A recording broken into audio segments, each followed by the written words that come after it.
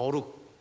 이 거룩이라고 하는 것은 가장 하나님과 우리를 뜻하는 본질적인 단어인데, 이 본질적인 단어의 의미를 잃어버릴 뿐만 아니라 우리의 삶 속에서 이 거룩함을 잃어버리고 있는 우리 자신들을 바라보면서 오늘 하나님께서 우리에게 주시는 거룩한 교회라고 하는 아주 커다란 주제이면서 하나님의 음성 가운데 여러분들 그동안 이해하지 못했던 거룩의 의미를 좀 깨닫게 되는 그런 시간이 되기를 바랍니다. 지난주에 저희는 교회에 대해서 배우면서 교회에 대한 정의, 에클레시아라고 하는 말을 이렇게 알게 되었습니다. 교회란 하나님의 목적을 위하여 콜링, 부르심을 받은 사람들의 모임을 일컬어서 교회라고 한다고 말씀을 드렸습니다. 자, 그러면 부르심을 받았는데 어디로부터 부르심을 받았을까요? 어디로부터 부르심을 받았는지 이 교회의 역사는 이스라엘 역사로 가게 됩니다. 하나님께서는 이스라엘을 애굽으로부터 구원하셔서 애굽으로부터 콜링하셔서 이들을 하나님의 목적인 가나안 땅으로 가게 하신 것입니다. 바로 하나님의 약속의 땅을 뜻하는 것입니다. 마찬가지로 교회는, 신약시대의 교회는 애굽으로부터, 죄악으로부터, 세상으로부터, 하나님이 통치하지 않는 세상으로부터 콜링, 부르심을 받아서 하나님 나라로 가는 사람들이 함께 모여있는 이 모임을 일컬어서 우리는 교회라고 부르고 있는 것입니다. 그리고 이 교회의 특징은 바로 거룩함입니다. 하나님의 속성이 거룩함입니다. 하나님은 거룩하다, 거룩하다, 거룩하다. 우리가 그를 거룩하다고 부르는 것입니다. 성경에 거룩함이라고 하는 단어가 언제 처음으로 등장하게 될까요? 출애굽기에 거룩이라고 하는 단어가 가장 명확하게 이렇게 사용되고 있습니다. 모세를 부를 때 사용되었습니다. 출애굽기 3장 5절 말씀입니다. 하나님이 이르시되 이리로 가까이 오지 말라. 내가 선 곳은 거룩한 땅이니 내 발에서 신을 벗으라. 거룩이라고 하는 단어는 하나님의 속성을 뜻하는 것이고 하나님의 임재를 뜻하는 것이고, 그리고 하나님의 이 속성과 맞닿은 사람이나 혹은 사물을 일컬어서 거룩하다고 말하는 것입니다. 그래서 성물, 거룩한 물건이 되는 것이고, 성직자가 되는 것이고, 성도가 되는 것은 하나님의 거룩함에 맞닿을 때에 우리 가운데 일어나는 변화를 일컬어서 바로 이 홀리, 거룩함이라고 말하고 있는 것입니다. 자, 하나님께서는 이스라엘을 부르시면서 애굽에서 구원하셨습니다. 그런데 우리가 약속의 땅에 나아갈 때까지 이 도상에서, 이 광야에서 우리가 해야 될 일이 있습니다. 바로 그것은 거룩한 백성이 되는 것입니다. 거룩한 교회가 되는 것, 바로 구원받은 사람들만이 할 수 있는 것입니다. 우리가 아직 죄인 되었을 때에 우리는 교회를 몰랐습니다. 교회도 몰랐고 하나님도 몰랐습니다. 하지만 우리가 애굽에서 죄악으로부터 구원을 받고 그 구원을 받은 사람들이 모이다 보니까 우리가 끊임없이 거룩함을 위하여 노력하게 되고, 우리 주님 오실 날까지, 우리 주님을 만나는 그날까지 우리는 거룩한 교회로 서게 되는 것입니다. 하나님께서는 이스라엘 백성을 불러주셔서 출애굽하신 이후에 이들을 신의 산으로 이끄십니다. 그러면서 이들을 이 죄의 노예 가운데 있었던, 세상의 노예였던 이 이스라엘 백성들을 거룩한 백성으로 만드시는데, 거룩함의 과정에는 출애굽기에 세 가지의 주제가 등장합니다. 첫 번째입니다. 첫 번째, 거룩한 백성이 되기 위해서 하나님께서 주신 것은 바로 율법입니다. 십계명이라고 우리가 흔히 일컫는 율법입니다. 613개의 강령을 가지고 있는 하나님의 말씀이 이들에게 주어지게 되었습니다. 왜냐하면 거룩한 사람들이 되기 위해서는 거룩한 법을 지켜야 된다는 것입니다. 두 번째, 이스라엘 백성들에게 하나님께서 주신 두 번째는 피입니다. 여전히 세상 속에서 죄를 지을 수밖에 없는 사람들, 율법을 어길 수밖에 없는 인간의 한계를 가지고 있는 사람들을 위해서 희생 제사를 통하여 거룩해질 수 있는 방법을 열어주신 것입니다. 세 번째입니다. 세 번째는 이 세상 가운데에 하나님이 계심을 우리로 하여금 경험할 수 있도록 성막이라고 하는 것을 만들게 하셨습니다. 거룩한 하나님의 천막, 이 성막을 통해서 우리가 지성소로 나아갈 뿐만 아니라 그곳에서 제사를 드리고 제사장과 레위인이 이 성막을 섬기게 하신 것입니다. 출애굽기에는 이 세 가지의 주제가 등장하고 있습니다. 하나님께서는 이스라엘 백성들을 불러주셔서 너희들을 부른 목적은 단지 출애굽이 아니라 가나안까지 가는 것인데, 그 가운데 너희들이 거룩한 백성이 되어야 된다라고 너무나 명확하게 신의 산에서 이렇게 말씀하셨습니다. 저와 함께 출애굽기 19장 5절 6절 말씀을 한 목소리로 봉독합니다. 세계가 다 내게 속하였나니 너희가 내 말을 잘 듣고 내 언약을 지키면 너희는 모든 민족 중에서 내 소유가 되겠고 너희가 내게 대하여 제사장 나라가 되면 거룩한 백성이 되리라. 아멘. 바로 이것이 하나님의 부르심입니다. 이들을 부른 이유는 제사장 나라가 되는 것, 거룩한 백성이 되는 것입니다. 흥미롭게도 출애굽기 다음에 등장하는 책의 이름이 재미있습니다. 레위기입니다. 창세기, 출애굽기, 레위기. 이 레위기라고 하는 말은 레위인들을 위한 책이기 때문에 레위기입니다. 그렇죠? 레위인들은 제사를 돕는 사람들 아닙니까? 성막을 돕는 사람들 레위인들 아닙니까? 그런데 히브리 원어를 보면 이 레위기라고 하는 말은 레위기가 아니라 하나님께서 부르셨다, God called, 하나님께서 부르셨다라고 하는 것이 레위기의 책의 주제입니다. 자, 레위기는 하나님께서 이스라엘 백성들을 불러주셨는데, 애굽에서 출애굽시키셨는데, 출애굽을 한 이스라엘 백성들이 그러면 어떻게 살아야 되는지에 관한 말씀을 담고 있습니다. 레위기에 가장 많이 등장하는 단어가 holy, 거룩이라고 하는 단어입니다. 거룩. 하나님께서는 이스라엘 백성들을 불러주셨는데 너희들을 부른 목적은 너희들이 이 땅에 거룩해짐으로 말미암아 제사장 나라가 되고 사람들이 너희의 거룩함을 보면서 하나님의 거룩함을 깨닫게 하는 것, 이것이 목적이라고 말씀하신 것입니다. 바로 레위기는 사람들에게 지루한 책이라는 오명을 듣기도 하지만 이 레위기는 아주 구체적으로 그 당시의 사람들에게 거룩하게 사는 삶의 방식을 말하고 있습니다.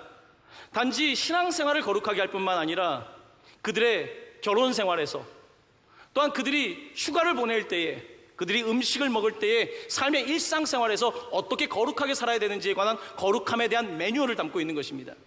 왜 출애굽기 다음에 레위기가 있는가? 바로 우리의 부르심은 그 다음 단계를 향하여 나아가야 된다는 것입니다. 그저 의롭게 의롭게 되는 것에서 끝나는 것이 아니라, 구원받은 것에 끝나는 것이 아니라 우리의 삶의 여정에는 거룩함이 필요하다는 것입니다. 바로 교회는 끊임없이 거룩함을 위하여, 거룩함을 향하여 나아가는 공동체가 바로 교회라는 의미입니다. 레위기서를 가장 잘 요약할 수 있는 구절은 레위기서 19장 2절 말씀입니다. 저와 함께 이 구절의 말씀을 한 목소리로 봉독합니다. 너희는 거룩하라. 이는 나 여호와 너희 하나님이 거룩함이니라. 한 번 더 봉독합니다. 너희는 거룩하라. 이는 나 여호와 너희 하나님이 거룩함이니라. 아멘. 거룩함이라고 하는 이 무거운 주제를 던져주면서 이스라엘에게 거룩함을 요구하고 계시는 것입니다. 하지만 이스라엘은 선택받은 거룩한 나라로서, 제사장 나라로서의 그 사명을 다 감당하지 못했습니다. 하나님의 율법은 주셨지만 율법이 사람을 위해 존재하는 것이 아니라 사람이 율법을 위해 존재하는, 그리고 율법을 통하여 오히려 정치, 종교 지도자들이 백성들의 삶을 또 곰핍하게 하는 결과들이 벌어지고 있었습니다. 또한 하나님께 드려지는 희생 제물은 어땠습니까? 하나님께 제대로 된 희생 제물을 드리는 것이 아니라 그저 형식적으로 제사를 드리기 시작했고, 하나님의 성전은 어떻게 되었습니까? 성막 이후에 성전이 열리게 되었지만 성전에 온갖 악함과 심지어 성전에 우상이 세워지는 일들이 벌어지게 되었습니다. 이스라엘은 거룩한 나라로서의 사명을 제대로 감당하지 못했습니다. 바로 이것이 이스라엘이 가지고 있었던, 바로 직면했던 한계였습니다. 하나님은 이와 같은 상황 속에서 하나님의 구속사, 하나님의 구원의 역사를 위해서 놀라운 일을 하게 되십니다. 그것은 바로 2000년 전에 하나밖에 없는 아들 예수 그리스도를 이 땅에 보내주신 것입니다. 그는 많은 선지자 중에 하나가 아니라 바로 유일하신 하나님의 아들로서 그는 거룩한 분이십니다. 죄가 없는 거룩한 분이 인간의 몸을 입고 이 땅에 오셔서 이 땅 가운데 거룩함의 회복 운동을 벌리신 것입니다. 그가 가르쳐주신 주기도문은 이렇습니다. 하늘에 계신 우리 아버지 이름이 거룩히 여김을 받으시오며, 그가 드렸던 기도의 핵심은 아버지의 이름이 거룩해지는 것, 아버지의 거룩함이 회복되는 것, 이 땅의 거룩함이 회복되는 것, 바로 이것이 예수님의 삶의 목적이었습니다. 그래서 그는 동정녀 탄생하시며 거룩하게 이 땅에 오셨고, 이 땅의 거룩함을 회복하기 위하여 자신이 십자가 위에 피를 흘림으로 말미암아 염소와 송아지에 필요하지 아니하고 바로 그 자신의 피로 우리를 구속하신 것입니다. 바로 이것이 예수 그리스도께서 이 땅 가운데 행하신 거룩함의 회복 운동이었습니다. 그리고 하나님께서 보내신 이 예수 그리스도께서는 이제 승천하신 이후에 우리에게 성령을 보내주셔서 성령을 받을 때에 과거의 성전이 아니라 그저 종교 생활이 아니라 우리의 내면 세계가 바뀌기를, 우리의 영적 삶이 바뀌기를, 육체의 할례가 아니라 영적인 할례를 통하여 온전히 새로워진 삶을 살기를 원하시며 우리 가운데 그와 같은 거룩의 능력이 회복되기를 원하고 계시는 것입니다.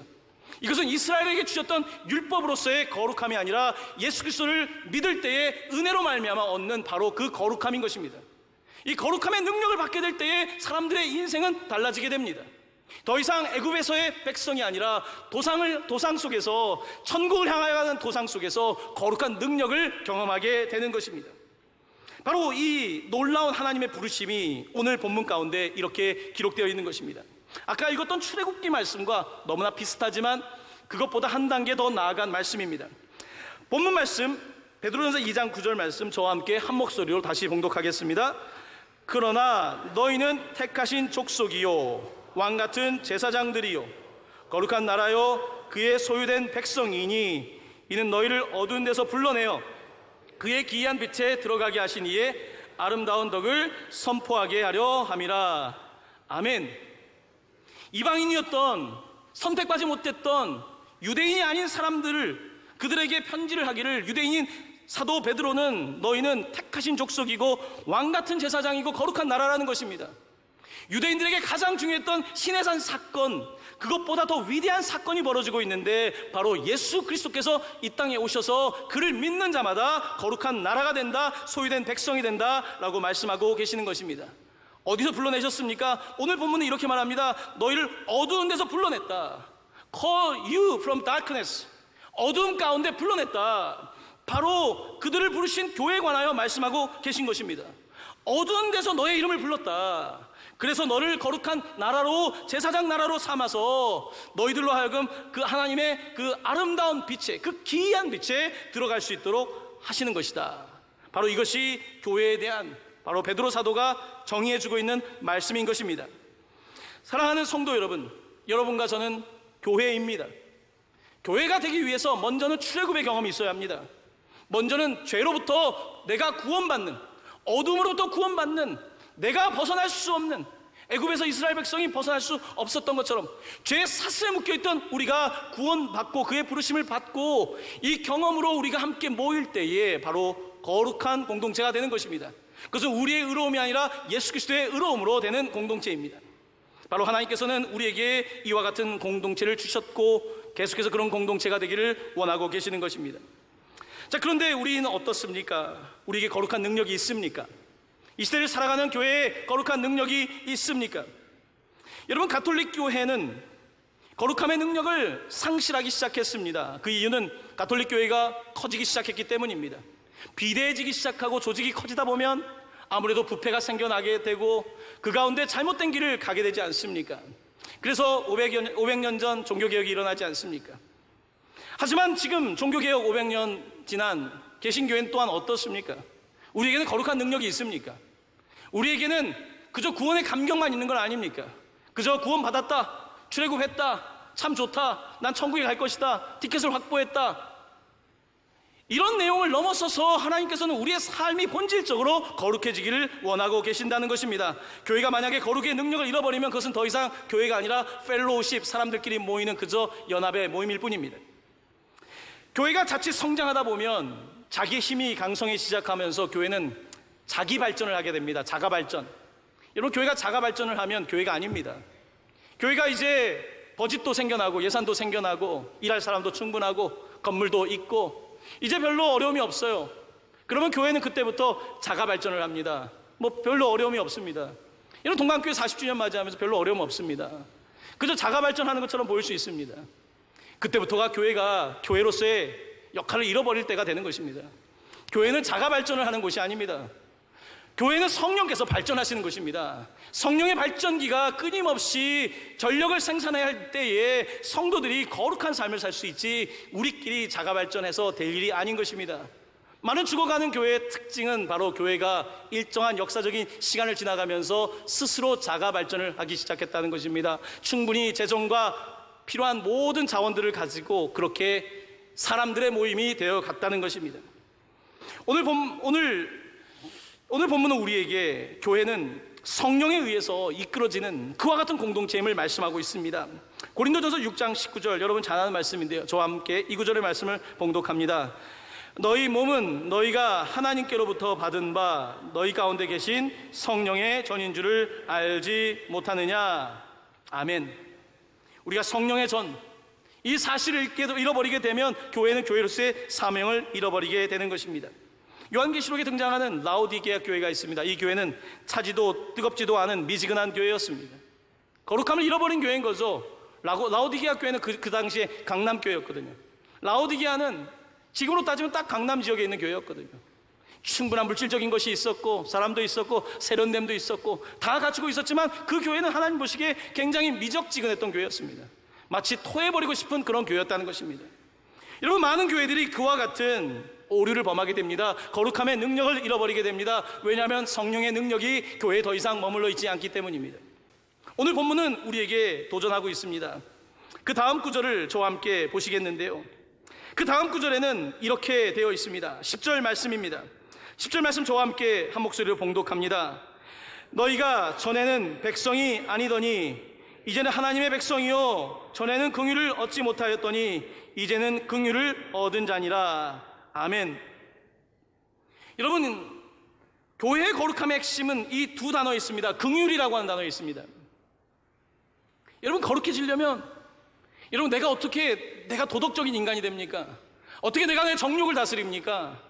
성경은 우리에게 말하고 있는 것입니다. 너가 긍휼을 받아서 바뀌었다는 것. 우리 그리스도인들의 거룩함의 핵심은 끊임없이 하나님의 긍휼을 구하는 것입니다. 아까 스펄전의 목사처럼 검정색 십자가를 달고 하나님 나에게 자비를 베풀어 주십시오. 내게 긍휼을 베풀어 주십시오. 하나님, 나는 죄인입니다. 이 사실을 끊임없이 하나님 앞에서 고백하는 것, 바로 이것이 거룩함의 능력인 것입니다. 하나님께서는 이렇게 우리에게 이 거룩의 능력을 회복하기를 원하고 계시는 것입니다.